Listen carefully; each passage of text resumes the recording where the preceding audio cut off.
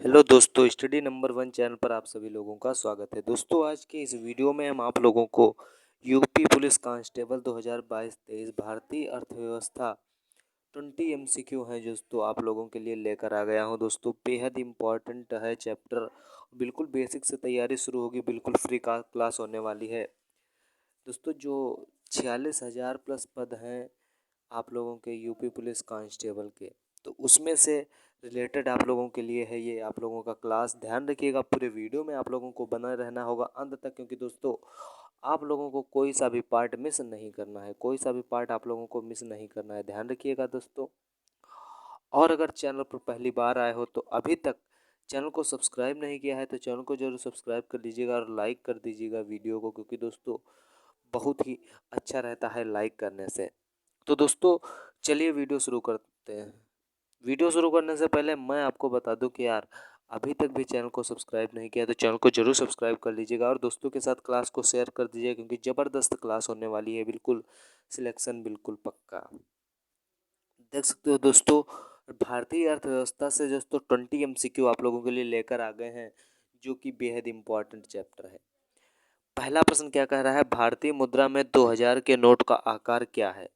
भारतीय मुद्रा में 2000 के नोट का आकार क्या है, जो कि है 55 गुड़े 160 बी है 60 गुड़े 166 और सी है 166 गुड़े 166 गुड़े 166 और डी वाला है 66 गुड़े 160। तो इसका राइट आंसर क्या है आप लोगों को कमेंट बॉक्स में लिखना होगा, जो कि बेहद सिंपल एकदम है। जो कि इसका राइट आंसर हो जाएगा वो है ऑप्शन नंबर बी वाला, सेकेंड ऑप्शन राइट होगा। और दोस्तों 60 से 60 गुड़ा 166 जो कि दो भारतीय मुद्रा में 2000 के नोट का आकार है। नेक्स्ट क्वेश्चन है क्वेश्चन नंबर 2। क्वेश्चन नंबर 2 क्या कह रहा है, देख लीजिएगा, आपके सामने है। निम्नलिखित में से कौन सा बैंक भारत का सबसे पुराना सार्वजनिक क्षेत्र का बैंक है, जो कि है ए बैंक ऑफ इंडिया, बी है बैंक ऑफ बड़ौदा, सी है इलाहाबाद बैंक और डी है यूको बैंक। तो चार ऑप्शन में एक ऑप्शन राइट है, जो कि आप लोगों को सिंपल तरीके से कमेंट बॉक्स में लिख सकते हो। राइट आंसर आप लोगों को कमेंट बॉक्स में लिखना है, जो कि क्या है बताइएगा। जो कि इसका राइट आंसर हो जाएगा वो हो जाएगा सी वाला, इलाहाबाद बैंक। निम्नलिखित में से कौन सा बैंक भारत का सबसे पुराना एवं सार्वजनिक क्षेत्र का बैंक है, जो कि है इलाहाबाद बैंक। इसका राइट आंसर हो जाएगा। नेक्स्ट क्वेश्चन है क्वेश्चन नंबर 3। क्वेश्चन नंबर 3 क्या कह रहा है, ध्यान दीजिएगा। क्वेश्चन नंबर 3 कह रहा है कि भारतीय रिजर्व बैंक की स्थापना किस वर्ष हुई थी। ए है 1930, बी है 1935, सी है 1940 और डी है 1945। जो कि चार ऑप्शन है। राइट आंसर आप लोगों को कमेंट बॉक्स में लिखना होगा। जो प्रश्न नंबर 3 का जो कि राइट आंसर, भारतीय रिजर्व बैंक की स्थापना किस वर्ष हुई थी। सन 1930, 1935, 1940 और 1945। जो कि प्रश्न नंबर 3 का राइट आंसर हो जाएगा वो है बी वाला 1935। इसका राइट आंसर हो जाएगा भारतीय रिजर्व बैंक की स्थापना 1935 में हुई थी। नेक्स्ट क्वेश्चन है क्वेश्चन नंबर 4। क्वेश्चन नंबर 4 क्या कह रहा है कि नेशनल स्टॉक एक्सचेंज का मुख्यालय कहाँ है। ए है चेन्नई, बी है दिल्ली, सी है मुंबई और डी है बेंगलोर। चार ऑप्शन है दोस्तों आपके स्क्रीन के सामने, जो कि राइट आंसर इसका बेहद इंपॉर्टेंट है प्रश्न और सरल आंसर आप लोगों को कमेंट बॉक्स में लिखना होगा। प्रश्न नंबर 4 है, जो कि नेशनल स्टॉक एक्सचेंज का मुख्यालय कहाँ है। ऑप्शन है चेन्नई, बी है दिल्ली, सी है मुंबई और डी है बेंगलोर। जो कि राइट आंसर हो जाएगा नेशनल स्टॉक एक्सचेंज का मुख्यालय मुंबई में है। ध्यान रखिएगा। नेक्स्ट क्वेश्चन है क्वेश्चन नंबर 5। क्वेश्चन नंबर 5 क्या कह रहा है, क्वेश्चन नंबर 5 कह रहा है कि भारत ने जीएसटी के दोहरे मॉडल को किस देश से चुना है। ए है UK, B Canada, C America और डी जापान। राइट आंसर आप लोगों को कमेंट बॉक्स में लिखना है। राइट आंसर आप लोगों को कमेंट बॉक्स में लिखना है, जो कि बेहद महत्वपूर्ण प्रश्न है। भारत ने जीएसटी के दोहरे मॉडल को किस देश से चुना है। ए है यूके, बी है कनाडा, सी है अमेरिका और डी है जापान। जो कि बेहद इंपॉर्टेंट और प्रश्न नंबर 5 का राइट आंसर हो जाएगा वो है बी कनाडा। कनाडा से दोस्तों भारत ने जीएसटी के दोहरे मॉडल को कनाडा से चुना है। दोस्तों बेहद ज़बरदस्त क्लास है और दोस्तों लाइक कर दीजिएगा ज़रूर दोस्तों वीडियो को। तो नेक्स्ट क्वेश्चन है क्वेश्चन नंबर 6। क्वेश्चन नंबर 6 क्या कह रहा है, ध्यान दीजिएगा। क्वेश्चन नंबर 6 कह रहा है कि जीएसटी के तहत, हाँ ध्यान रखिएगा, जीएसटी के तहत सामानों का व्यवस्थित तरीके से वर्गीकृत करने के लिए निम्नलिखित में से किस कोड का उपयोग किया जाता है? किस कोड का उपयोग किया जाता है? ध्यान रखिएगा, ए वाला है एचएसएन कोड, बी वाला है एसएसी कोड, और सी वाला है जीएसटी कोड, और डी वाला है पीएसी कोड। तो जीएसटी के तहत सामानों को व्यवस्थित तरीके से वर्गीकृत करने के लिए निम्नलिखित में से किस कोड का उपयोग किया जाता है? जो कि प्रश्न नंबर 6 है, इसका राइट आंसर हो जाएगा। ध्यान रखिएगा, बहुत इंपॉर्टेंट और सरल प्रश्न है दोस्तों, मॉडल पेपर में भी ये आ चुका है आप लोगों का। ध्यान रखिएगा दोस्तों, ये प्रश्न आप लोगों की परीक्षा में पूछा जा चुका है, जो कि बेहद इंपॉर्टेंट और सरल प्रश्न है। ध्यान रखिएगा, जो कि इसका राइट आंसर हो जाएगा एचएसएन कोड, जो कि ऑप्शन ए इसका राइट आंसर हो जाएगा। ऑप्शन ए इसका राइट आंसर हो जाएगा, जो कि ध्यान रखिएगा एचएसएन कोड। जीएसटी के तहत सामानों को व्यवस्थित तरीके से वर्गीकृत करने के लिए निम्नलिखित में से किस कोड का उपयोग किया जाता है? HSN code. ध्यान रखिएगा, एचएसएन कोड इसका राइट आंसर हो जाएगा। नेक्स्ट क्वेश्चन है क्वेश्चन नंबर 7। क्वेश्चन नंबर 7 क्या कह रहा है? ध्यान रखिएगा, क्वेश्चन नंबर 7 कह रहा है कि केंद्रीय जीएसटी कानून को भारत के राष्ट्रपति ने कब सहमति प्रदान की है?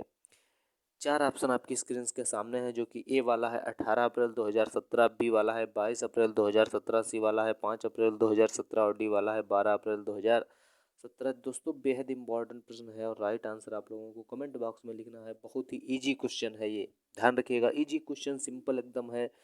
इसका जो कि राइट आंसर हो जाएगा वो है प्रश्न नंबर 7 का राइट आंसर हो जाएगा, जो कि ऑप्शन नंबर डी वाला होगा। 12 अप्रैल 2017 केंद्रीय जीएसटी कानून को भारत के राष्ट्रपति ने सहमति 12 अप्रैल 2017 को प्रदान की थी। नेक्स्ट क्वेश्चन है क्वेश्चन नंबर 8। क्वेश्चन नंबर 8 क्या कह रहा है? ध्यान रखिएगा, क्वेश्चन नंबर 8 कह रहा है भारत में स्वतंत्रता के बाद कितनी बार नोटबंदी हुई है? भारत में स्वतंत्रता के बाद कितने बार नोटबंदी हुई है? 1 बार, 2 बार, 4 बार या 5 बार? तो दोस्तों प्रश्न नंबर 8 का जो राइट आंसर हो जाएगा वो हो जाएगा ऑप्शन नंबर बी वाला। ऑप्शन नंबर बी वाला जो कि हो जाएगी कि 2 बार भारत में नोटबंदी स्वतंत्रता के बाद 2 बार हो चुकी है। नेक्स्ट क्वेश्चन है क्वेश्चन नंबर 9। क्वेश्चन नंबर 9 कह रहा है कि भारत में नोटबंदी विमुद्रीकरण कब हुई? भारत में नोटबंदी विमुद्रीकरण कब हुई? ध्यान रखिएगा, ए है 8 नवंबर 2016, बी है 9 नवंबर 2016, सी है 8 नवंबर 2018, और डी है 10 नवंबर 2017। 4 ऑप्शन में जो कि राइट आंसर हो जाएगा वो हो जाएगा, क्या है? ऑप्शन ए है 8 नवंबर 2016, बी है 9 नवंबर 2016, और सी वाला 8 नवंबर 2018, और डी वाला 10 नवंबर 2017। ध्यान रखिएगा, जो कि इसका राइट आंसर हो जाएगा, प्रश्न नंबर 9 का राइट आंसर हो जाएगा वो है ऑप्शन नंबर ए वाला 8 नवंबर 2016 भारत में नोटबंदी विमुद्रीकरण हुई। नेक्स्ट क्वेश्चन है क्वेश्चन नंबर 10। क्वेश्चन नंबर 10 क्या कह रहा है? ध्यान रखिएगा, क्वेश्चन नंबर 10 कह रहा है कि आरबीआई की संस्तुति के आधार पर बनाई गई। ए है भारतीय केंद्रीय बैंक जांच समिति, बी है रॉयल कमीशन, सी है साइमन कमीशन, और डी है नेहरू रिपोर्ट। ध्यान रखिएगा, प्रश्न नंबर 10 का जो राइट आंसर है, बेहद इंपॉर्टेंट प्रश्न और सरल प्रश्न भी है, जो किसका राइट आंसर हो जाएगा प्रश्न नंबर 10 का। ध्यान रखिएगा, प्रश्न नंबर 10 का जो राइट आंसर हो जाएगा वो है रॉयल कमीशन, ऑप्शन बी यानी सही हो जाएगा। बिल्कुल दोस्तों, राइट आंसर बनाने के लिए बहुत बहुत धन्यवाद, जो कि आप लोग कमेंट बॉक्स में लिखते रहिएगा। और दोस्तों कमेंट बॉक्स में लिखने से आप लोगों की प्रैक्टिस बहुत ही ज़बरदस्त होगी, बहुत ही ज़बरदस्त होगी प्रैक्टिस। नेक्स्ट क्वेश्चन है क्वेश्चन नंबर 11। क्वेश्चन नंबर 11 कह रहा है कि एचडीआई का अर्थ है। एचडीआई का अर्थ क्या है? ध्यान रखिएगा, एचडीआई का अर्थ क्या है? ऑप्शन ए है health department of India, B है ह्यूमन डेवलपमेंट इंस्टीट्यूट, और सी है हेल्थ डेवलपमेंट इंस्टीट्यूट, और डी है ह्यूमन डेवलपमेंट इंडेक्स। ध्यान रखिएगा, 4 ऑप्शन में आप लोगों को एचडीआई का जो फुल फॉर्म है, अभी तक भी आप लोगों के कई परीक्षाओं में पूछा जा चुका है, एचडीआई का क्या अर्थ है। ध्यान रखिएगा, क्योंकि एचडीआई का अर्थ है, प्रश्न नंबर 11 का राइट आंसर हो जाएगा वो हो जाएगा ऑप्शन नंबर डी वाला ह्यूमन डेवलपमेंट इंडेक्स। ध्यान रखिएगा, ह्यूमन डेवलपमेंट इंडेक्स हो जाएगा इसका राइट आंसर। प्रश्न नंबर 11 कंप्लीट हो गया दोस्तों। प्रश्न नंबर 12 ध्यान दीजिएगा, प्रश्न नंबर 12 क्या कह रहा है कि निम्नलिखित में से किस योजना का उद्देश्य गरीबी उन्मूलन है? ए है तृतीय पंचवर्षीय योजना, बी है पांचवी पंचवर्षीय योजना, सी है प्रथम पंचवर्षीय योजना, और डी है छठवीं पंचवर्षीय योजना। ध्यान रखिएगा क्या होगा इसका राइट आंसर प्रश्न नंबर 12 का। प्रश्न नंबर 12 का राइट आंसर क्या होगा, ध्यान दीजिएगा, आप लोग बताइएगा दरअसल कमेंट बॉक्स में, क्योंकि दोस्तों कमेंट बॉक्स में आप लोगों को बताने से बेहद इंपॉर्टेंट प्रश्न की जानकारी बहुत ही अच्छी तरीके से हो जाएगी। निम्नलिखित में से किस योजना का उद्देश्य गरीबी उन्मूलन है?